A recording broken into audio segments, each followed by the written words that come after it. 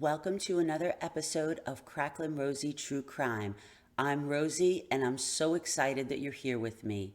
Today we will start part 1 of the Elliot Rodger story, the 2014 Isla Vista killings.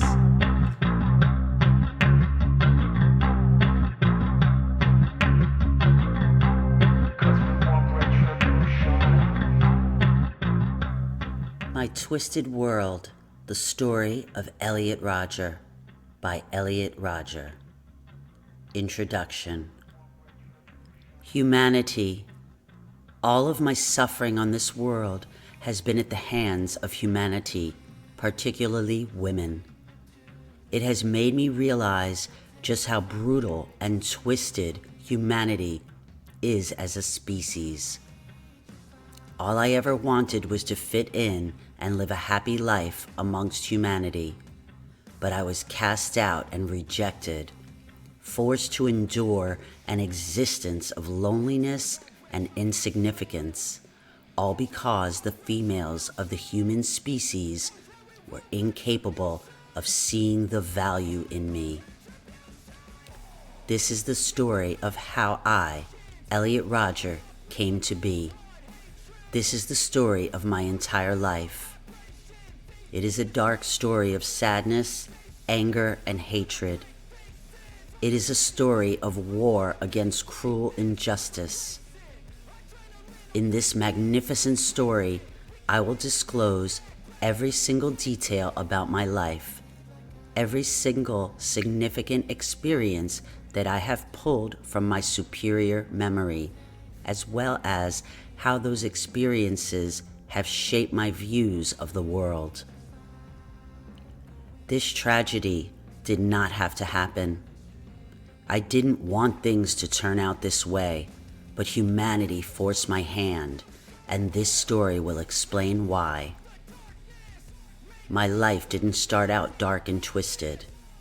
I started out as a happy and blissful child, living my life to the fullest in a world I thought was good and pure. Okay, we're going to start by going back to a news clip from CBS News in 2014 at the time of the crime. Let me just go ahead and get that over for you. Good. All right, let's take a listen together. I'm going to mute. Good evening, I'm Jim Axelrod. The sheriff of Santa Barbara, California calls it a case of premeditated mass murder, and a Hollywood filmmaker says his son was the gunman. At least 6 people were shot and killed late Friday night in a student neighborhood near the University of California, Santa Barbara. Law enforcement sources have confirmed to CBS News the gunman was a 22-year-old named Elliot Rodger. He also died of a bullet to the head, although it's not clear if he killed himself or was shot by police. Recently, Rodger's mother had apparently seen YouTube videos Rodger posted mentioning threats of suicide and killing people, and she called the police. A family lawyer says the police interviewed Rodger and found him to be a, quote, perfectly polite, kind, and wonderful human. Danielle Nottingham begins our coverage. CPR in progress. Okay, we got another gunshot. Victim at 7-11. Shots fired. Shots fired. The calls came in to 911 starting 9:30 last night. The streets near the campus of UC Santa Barbara were filled with students. And we have 3 down. I need 3 ambulances here. Bailey Maples was standing with her boyfriend. A black car pulls up and stops, and he rolls down the window and he looks at me and he says something, but I don't know what. He raises the gun to me and starts opening fire. The first bullet went in between me and my boyfriend was hit. It went through just the muscle tissues, so we went to the hospital and he got 40 stitches.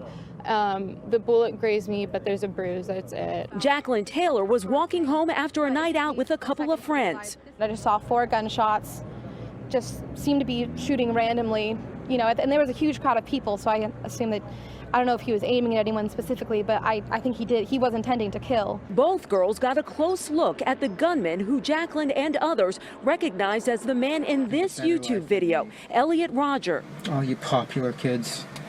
You've never accepted me. And now you'll all pay for it. Did you know the guy on the YouTube clip? When I saw that video, I immediately knew this was the guy that I saw, absolutely. The nearly 10-minute rampage ended with a final gun battle with sheriff's deputies. The shooter hit a bicyclist and crashed into a parked car. It is still in the very early phases of the investigation. We've identified 9 separate crime scenes within the area. In the end, Rodger and 6 others were killed. What were you thinking when you came home today? I just didn't want to see like any blood on the ground, and I didn't want to see like anything that would remind me of what happened. I wish that all of this was gone, because it just like brings up everything from last night. And the campus is just 2 weeks away from graduation. Jim, the university released a statement today saying that flags on campus will fly at half staff this week in honor of the victims. Danielle, thank you. So keep in mind that we took a listen to that clip, and that was before a lot of the details were hashed out. I just wanted to provide a little bit of a base or some information for those of you that may not be that familiar with this case. The reason for my interest in this case, while I was working on something Son of Sam related, Paul Hart had sent me a video, a YouTube video, and had said that there was a lot of parallel between, psychologically that is, between Elliot Rodger and David Berkowitz. Of course, we're talking about decades in between these 2 crimes, but I took an interest and started watching some of the videos, and I thought, wow, this would be really interesting to cover, but at the time I was just researching for myself. Then on the community page for Cracklin' Rosie True Crime, I posted a request for any specific cases that the audience wanted me to cover, and Hulk Smash, shout out, recommended this one. And I said, wow, okay, well, Paul Hart recommends it, Hulk Smash recommends it, I'm going for it because I'm taking a big interest in it as well. The really exciting thing for us as researchers and true crime enthusiasts is that there's a lot of information to unpack. Elliot Rodger left a manifesto, 140 somewhat pages of almost a report of his life, a manifesto as it's been coined, and sent it out to several people prior to the killing spree. So we have that to look at, and I did read at the very beginning the introduction to that for you. We're not going to cover the entire manifesto today. What I will do is review the younger years of it, but it goes from birth all the way to the evening of the killing sprees, so very interesting. He also left behind written journals that I am sorting through. So that will make for very interesting material to dissect, maybe some on today's video and definitely on future episodes or installments of this series. Tons of videos, including his own YouTube video journals. So very interesting case. I hope that you take interest in it. There's a lot out there for us to look at. I'm going to provide a playlist not only with my video series, but a few interesting other interviews and that sort of thing that you could take a look at your leisure. So we're going to move forward, and I think we will jump into just a nice short summary of the overall crime as we know it today. So I'm going to get something up on the screen for you, and we'll go through it together. For today's summary, I selected an article from Crime Museum, and I'll put the link in the description of this video. Elliot Rodger, Isla Vista killings. On May 23, 2014, Elliot Rodger killed himself and 6 other people, in addition to injuring an additional 13 people near the University of California, Santa Barbara. At the beginning of the rampage, Rodger stabbed 3 people, all UCSB students, to death in his apartment building. He then drove to the Alpha Phi sorority house and banged on the door for several minutes, though no one ever answered. While he was trying to gain entry to the sorority house, the first 911 call of the day was placed, timing the incident at 9:27 p.m. As he was walking away from the sorority house, Rodger shot and killed Veronica Weiss and Catherine Cooper. He also shot another woman who was with them who survived the attack.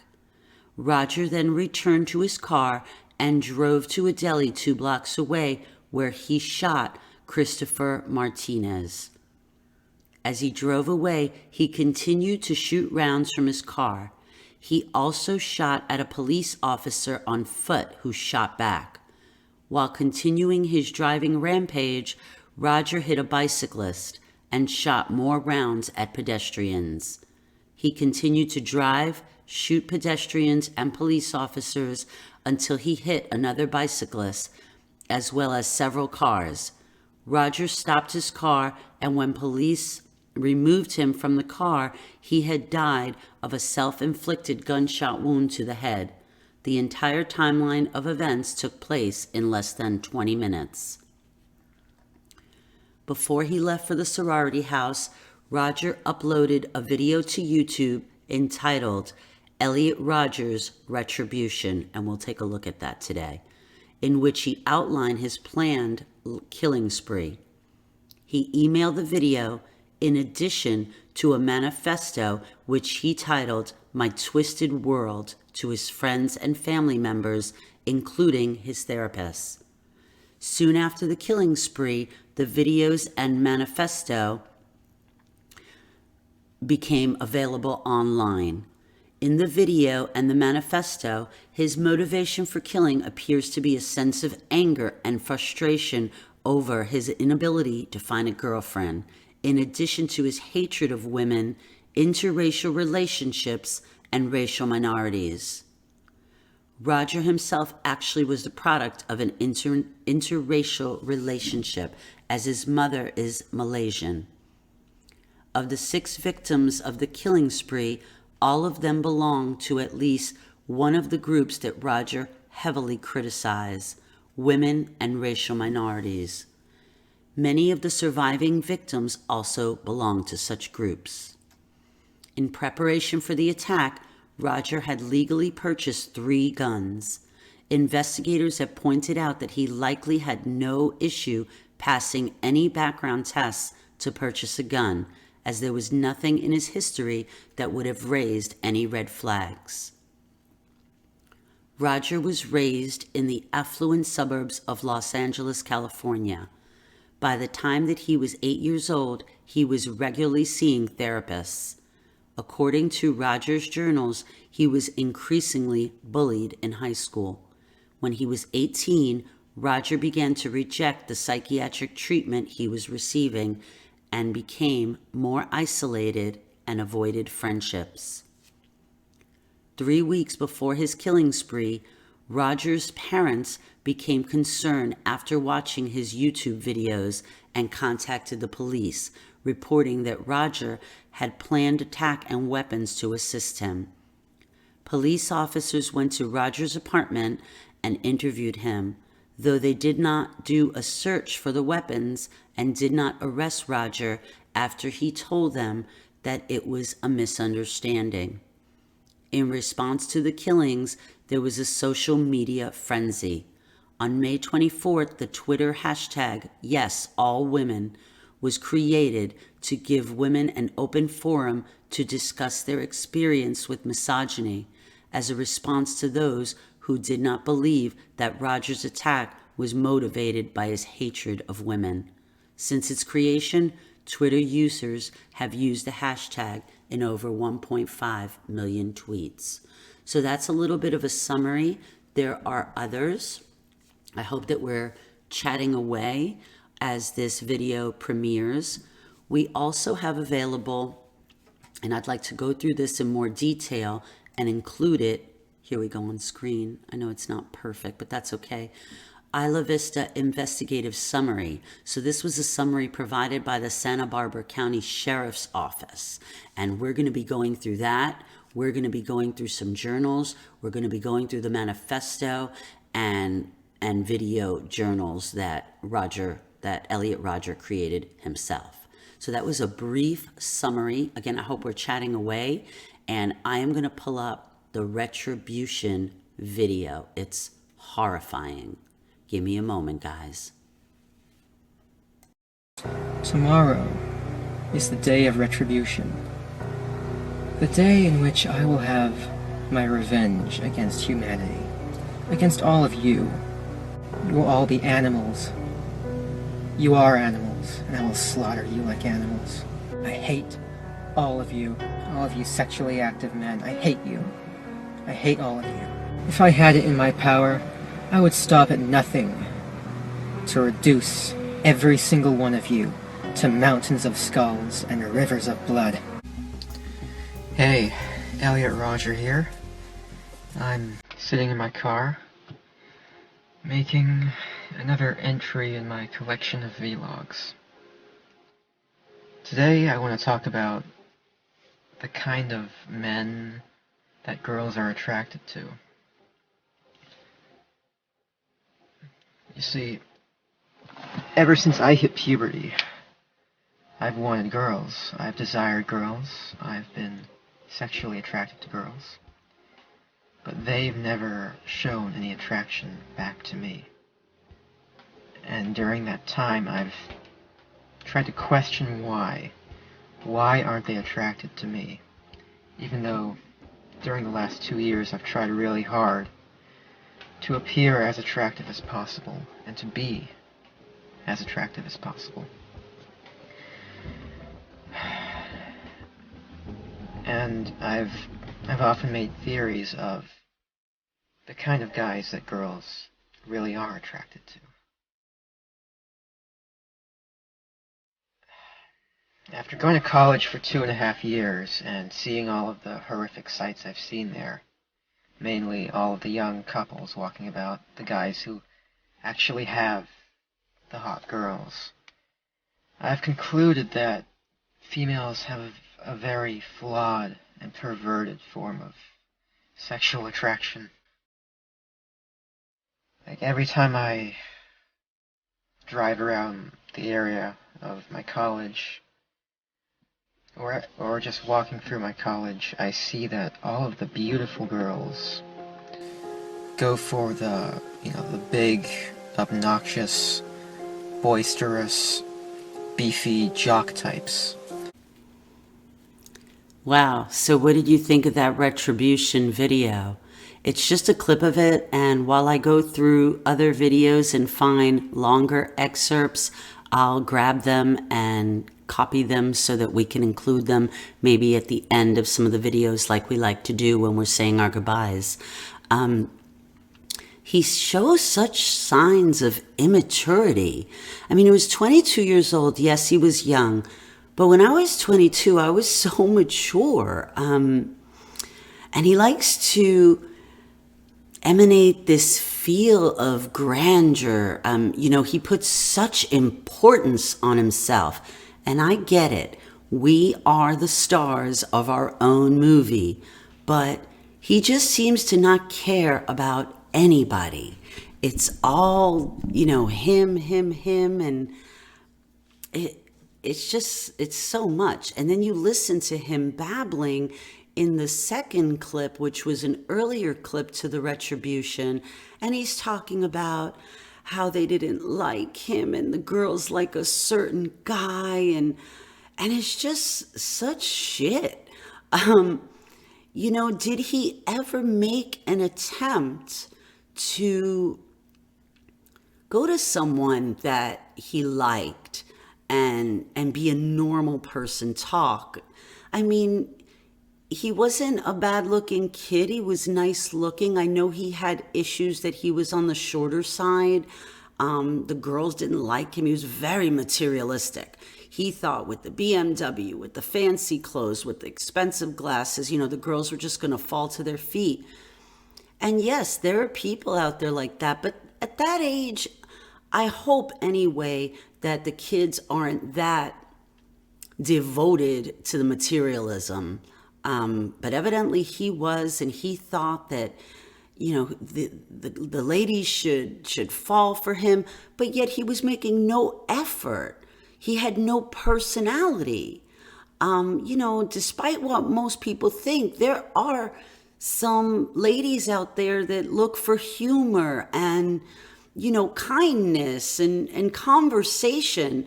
Like me personally, I don't care if your glasses cost $3. I don't care. So he just had these crazy illusions in his mind, and the immaturity level, crazy. I mean, just so delusional. But we're going to jump into the very beginning of the manifesto, and I'm not going to read the manifesto. I've already gone through a good portion of it. Actually, I'm on my second run of it. And the beginning part, I'm just going to summarize a little bit for you. And before I get into that, I will cover the manifesto page by page. If this video does well and people show interest in it and want that, I can go through it with you and we could analyze it together. Or that's something that we could do on a private Zoom study. So y'all tell me what you want to do with that. But just starting at the very beginning, I mean, he starts this manifesto from the day he was born. And he paints this picture of like this magical storybook childhood. He talks of being born in the UK in London. He describes in full detail the homes they lived in. And it's very rehearsed to me. And obviously because he's writing it many years later, right before the crimes. But he's intentionally painting this picture that smells of money and painting his family as elitists and knowing people. Can't wait to talk about who his mother knows and who his dad knows. And he just paints this really glorified picture of his childhood. And he expresses it to be a very, very happy childhood.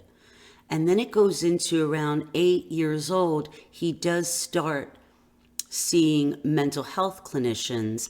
And I think around 9, that's about the time when his parents divorced, is when it really started going downhill for Elliot. He had asked his mom, he knew they were having problems at that time, and he says his mom promised that divorce wasn't an issue and it was never going to happen. And then several months later, his parents announced that they're getting a divorce. So that was very crushing for him. Again, as in other crimes, like with Son of Sam, we're looking at abandonment issues, rejection issues. And so the divorce, I feel, in my opinion, was very big. And he talks about having to get used to, living here during the week and then here on the weekend, and his father's home and his mother's home. When he talks about his childhood friends, he's very descriptive. And again, he's painting this picture of grandeur, and he's so detailed in his description. So the early part of the manifesto basically deals with that. And again, we can go through line by line, or as I'm going through and glossing it again, I can highlight important points and we could go through it together. I encourage you to read it if you have time, but I recognize not everybody has the time to dedicate to reading the whole thing. So if you want to go through it with me on shows, we could do that. Or again, a private Zoom session will be fun.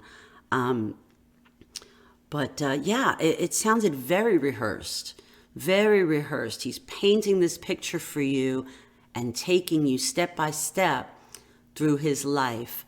And, it's sad, but at the same time, there's such a high level of phoniness in there that I sense. Really delusional kid. I mean, definitely the master of his own reality. But we're going to move on from there for now. I'm going to read one of his written journals, and we're going to gloss over just the beginning part of the Santa Barbara Sheriff's Office investigative summary. So I'm going to get that journal up for you, and we're going to start with that. Okay, there are many written journals. There are 2 huge files of his written journals, and I just picked one today to take a look at. So it's dated 4/23/2010. So that's 4 years before the crime spree. And you can see the first few lines here are crossed out. And I did try to make them out, but they weren't to his satisfaction, and so they're crossed out. It's a short one.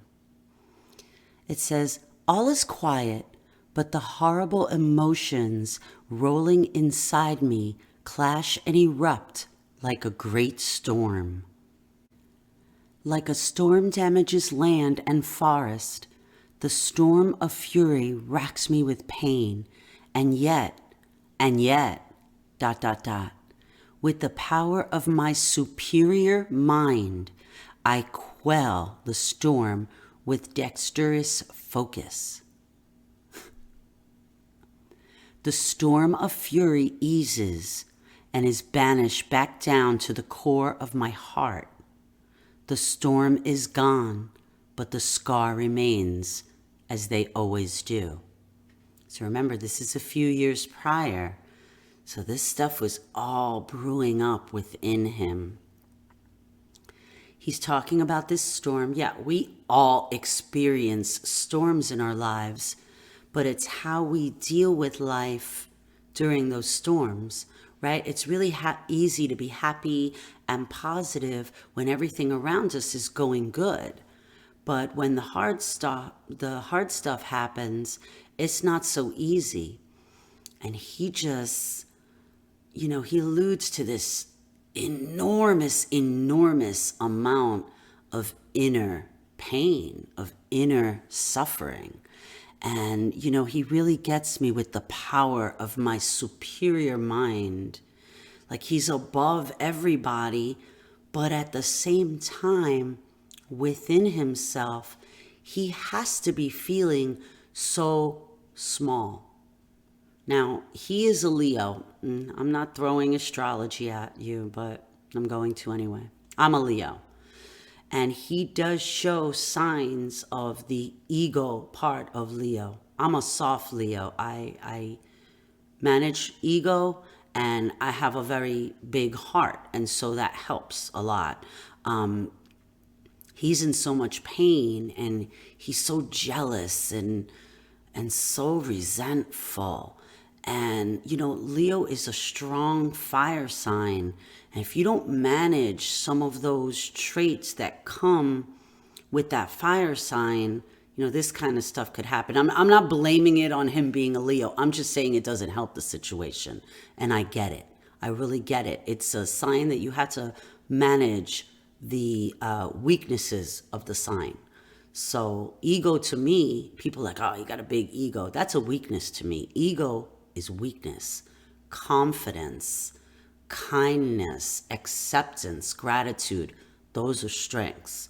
So us Leos with ego issues, we have to work double time on those other things that I mentioned. But anyway, I don't know why I'm rambling on about that, but it just caught me. It's like the power of my superior mind. Well, if your mind is so superior, why aren't you working this shit out? I mean, he's in turmoil. I get it. We never know what's brewing inside of people. I get it. But boy, this was so premeditated. This was so in the works. These journals are very telling. And so anyway, I hope that you found that one interesting. There are many. What I will do is I will share 1 or 2 per show, and I will definitely include the links in case you don't have them and you want to scan over them yourself. So very interesting. Very interesting. And I'll just give you a look at, so you could see, this is the first file. And it says, "This journal is merely a collection of my notes and thoughts. Elliot Rodger." That's just a dupe. And then writing practice and personal notes. And then he starts, I don't know if he had earlier ones, but these journals start April 5th, 2010. And then he goes on from there, and there's 2 big files filled with journals. And I read you the one from 4/23 because I just found that one interesting, and I wanted you to hear him talk about his superior mind. All right, so we're gonna cut the journals, and I am going to bring up the Santa Barbara Sheriff's Office investigative summary. It's about 65 pages or 64 pages, but we're only going to look at the initial few pages just so you get a sense of what it is. That I will probably want to dive through the whole thing over the next few videos on this series. So give me a moment, folks. And thank you for your patience. These journals, don't they scream Berkowitz? Ugh. I think it was Hulk Smash said the modern day Berkey. Or we're calling him Big Dave now, an Iron Torch. If you don't know what that means, go ahead and watch my last video with David Bezerkowitz and Gary, the Tricep King Evans. All right, hang on for me.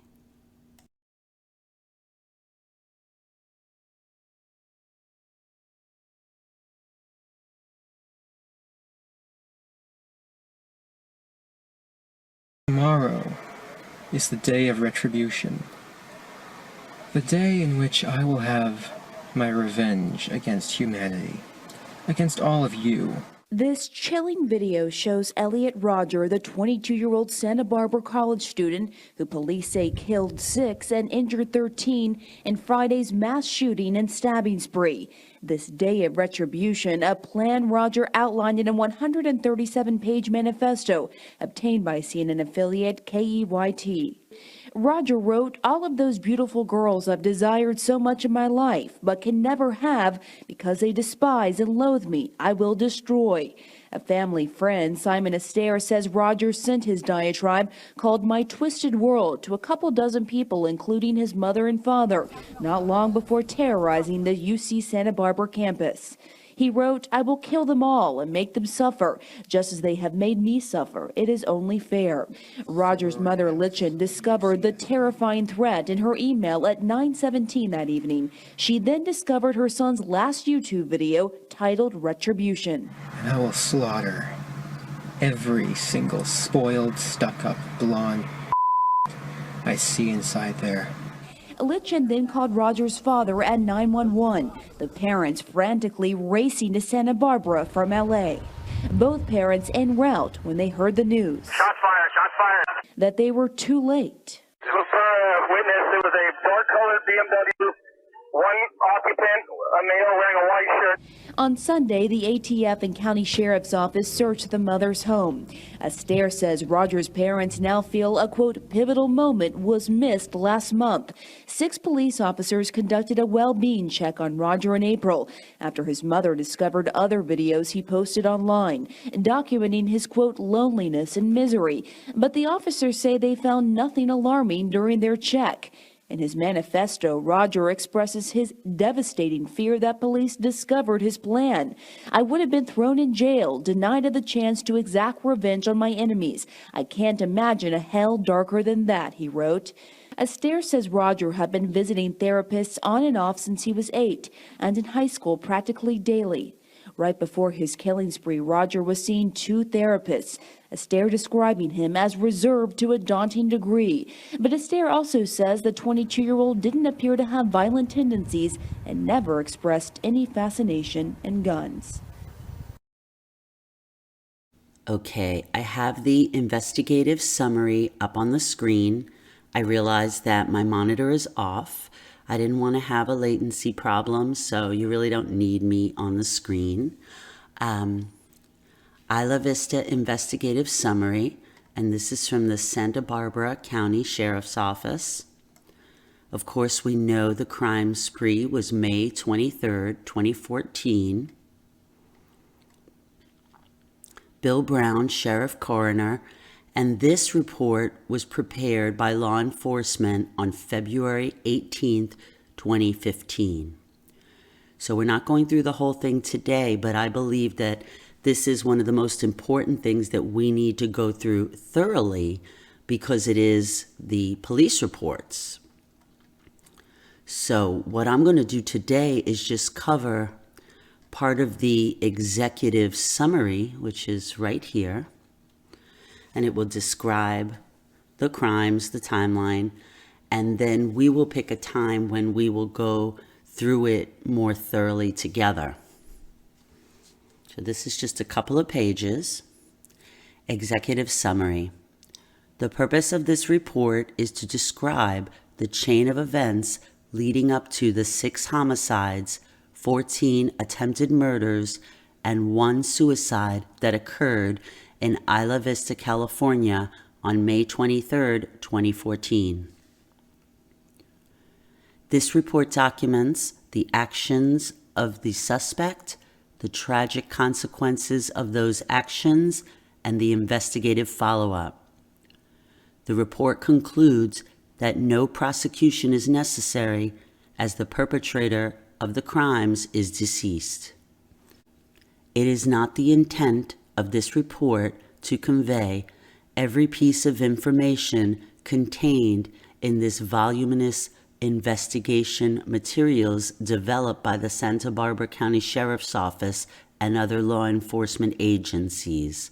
Rather, this report is meant to provide a cogent body of information that will provide some answers for the victims' families, and the public. On May 23, 2014, the suspect went on a murderous rampage in the community of Isla Vista, which is an unincorporated area of Santa Barbara County adjacent to the campus of the University of California, Santa Barbara. A chronological summary of the suspect's actions that evening is as follows. 1. The suspect murdered his 2 roommates and one of their friends in his apartment at 6598 Seville Road, number 7, Isla Vista, by stabbing them to death. The 3 victims were murdered separately as they entered the apartment at different times during May 23, 2014.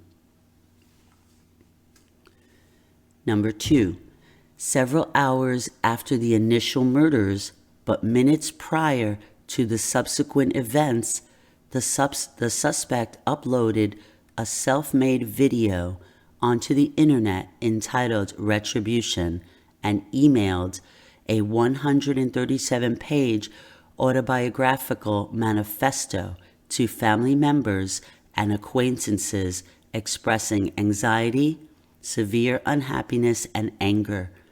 The online posting and email that afternoon and evening foreshadowed the events that were soon to occur. 3. Minutes later, the suspect drove to a sorority house at 840 Embarcadero del Norte, where he pounded on the front door trying to gain entry. Unsuccessful in this attempt, he returned to his vehicle and then shot 3 female students on the public sidewalk, killing 2 and severely wounding the 3rd. 4. He then drove to the area of 6560 Pardo Road, where he fired a round into a closed and unoccupied building in an apparent attempt to shoot the occupants. Continuing eastbound to 6549 Pardo Road, he then shot and killed a male victim standing in front of a market at that location. At 924 Embarcadero del Norte, the suspect used his vehicle to intentionally strike a male victim, causing injury. 6. As he continued to drive, he shot 2 victims, a male and a female, in front of 6533 Trigo Road, wounding them both. 7. He shot and wounded the next victim, a female, near the intersection of El Embarcadero and sábado tarde, which is late Saturday, sábado tarde. 8. He continued south on El Embarcadero to a point just north of the intersection of Del Playa Drive and El Embarcadero, where he shot at but missed a female pedestrian. 9. On Del Playa Drive, just east of the intersection of El Embarcadero, a sheriff's deputy shot one round at the suspect's vehicle as the suspect shot at the deputy. 10. The suspect continued driving west on Del Playa Drive, and at 6653 Del Playa, the suspect used his vehicle to intentionally strike 2 male victims, injuring them both. 11. The suspect continued driving as he shot and wounded a male victim who was walking on Camino del Sur, just south of Sábado Tarde. 12. At 6688 Sábado Tarde, the suspect intentionally struck with his vehicle and injured a male victim riding his skateboard. So this guy was on a rampage. 13. At 6636 Sábado Tarde, the suspect intentionally struck with his vehicle and injured a male victim who was riding his bicycle. 14. Near 6620 Sábado Tarde, the suspect intentionally struck and injured a male pedestrian with his vehicle. 15. As the suspect continued driving eastbound on Sábado Tarde, he shot and wounded a male pedestrian walking in front of 6573 Sábado Tarde. Almost simultaneously, the suspect shot and wounded another male victim in the same vicinity. 16. Near the intersection of El Embarcadero and Sábado Tarde, the suspect and 3 sheriff's deputies engaged in a gun battle, during which the suspect was wounded in the left hip. 17. At 6584 Del Playa, the suspect intentionally struck and injured a male cyclist with his vehicle. He then committed suicide by shooting himself while still driving his vehicle. The suspect's vehicle subsequently crashed into another vehicle and came to a stop. The suspect used several large hunting-type knives in the stabbings, a Sig Sauer P226 9mm semi-automatic pistol in the shootings, and a 200S black BMW 320i sedan in the vehicular assaults. The response to these crimes began with the receipt of the first 911 call into the Santa Barbara County Emergency Communications Center dispatch at 21:27 hours, 9:27 p.m. The caller reported hearing gunshots in the area, and a subsequent call reported a shooting at the intersection of Embarcadero del Norte and Segovia Road. Santa Barbara County Sheriff's Office, deputies, and University of California, Santa Barbara Police Department. Officers assigned to the Isla Vista Foot Patrol, a combined sheriff and university police effort, were already in the area and self-dispatched upon hearing the gunfire. By 21:28 hours, law enforcement officers were on the scene of the first fatal shooting location and began rendering aid. At 21:29 hours, other officers were on scene of the second fatal shooting location at 6549 Pardo Road and attempted to render aid to that victim. In conjunction with one of the first 911 calls, dispatch initiated responses to Santa Barbara County Fire and American Medical Response for medical assistance and requests to the UCSB PD, California Highway Patrol, State Park Rangers, and sheriff's units from outside the Isla Vista area. Dispatch continued to relay information to law enforcement personnel in and responding to the Isla Vista area as more 911 calls were received. Sheriff's deputies advised dispatch that the suspect's vehicle crashed at 21:35 hours. Within 8 short minutes, 3 additional young victims had lost their lives. 14 people were injured. 4 sheriff's deputies were involved in shooting situations, and the suspect had killed himself. So we're going to stop there, and you can see. So what they're saying is that it appears that the murders of his roommates and their friend happened earlier in the day. And he stabbed them, I guess, one at a time as they came home. And then later that day, he sends out the manifesto, and then he went on this spree, and he got in his car, he went to the dorm, or the sorority rather. He couldn't get in. He was having, a mental breakdown, a mental attack, and he just went on this crazy rampage. So we're going to hold it there. I want to dissect this document, which is about 60 somewhat pages. I want to dissect it piece by piece. So today, again, we looked at the executive summary.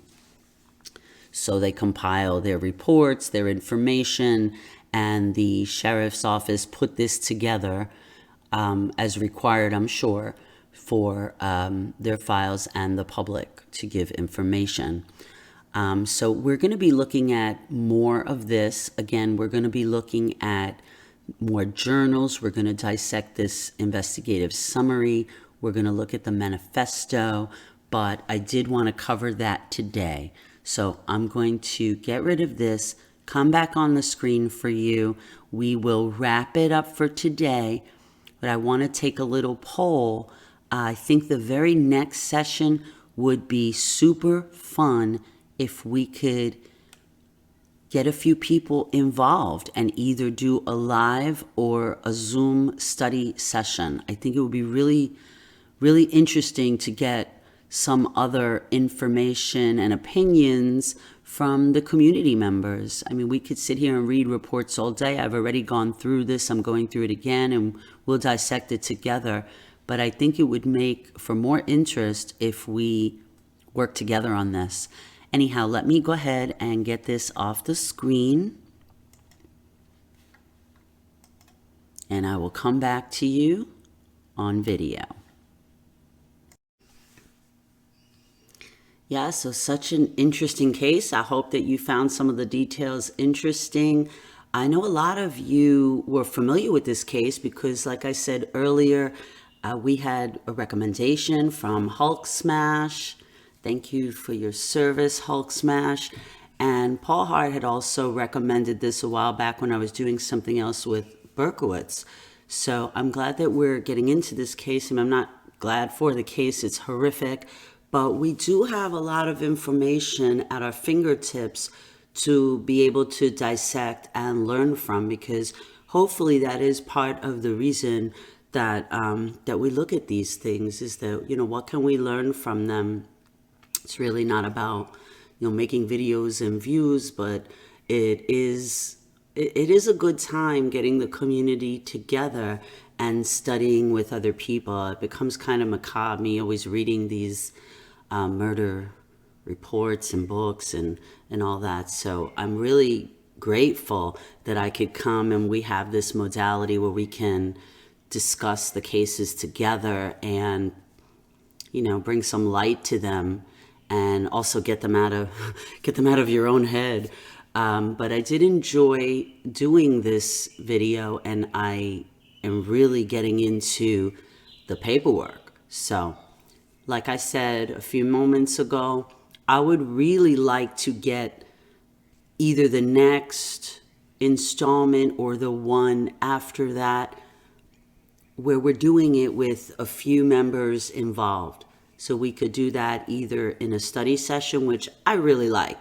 You don't have to record it. It's not about videos and views and that kind of thing. It's more about just really hashing out the details and having dialogue with one another. Some people are a little shy. They don't, that's fine. You don't have to go on video. You can also discuss, as long as I know who you are. I don't care if you come on the Zoom session with your video camera off. I know some people are shy about that.